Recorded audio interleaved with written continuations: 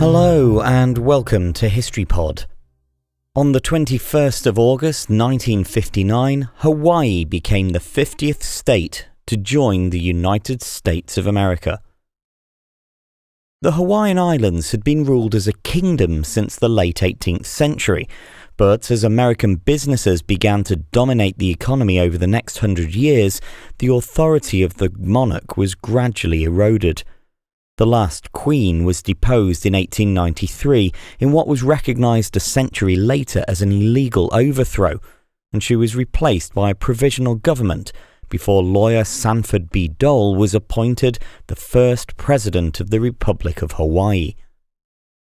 In 1898, Hawaii was annexed as a U.S. territory, and soon afterwards the first attempt to formally recognize it as a state stalled in Congress.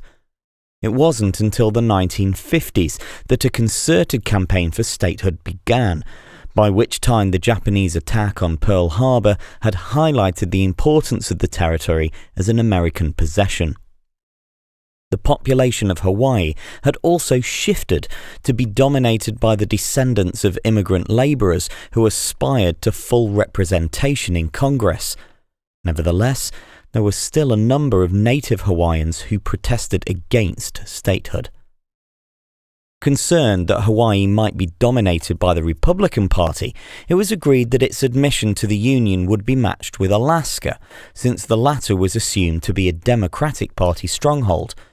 Consequently, after Alaska was admitted in January 1959, the government passed the Hawaii Admission Act in March. Signed into law by President Dwight D. Eisenhower, the act was confirmed by a referendum on the 27th of June that offered the choice between accepting the act and remaining a U.S. territory. Of 155,000 registered voters, over 140,000 went to the ballot. 93% of these voted in favor of statehood, which became effective on the 21st of August, 1959.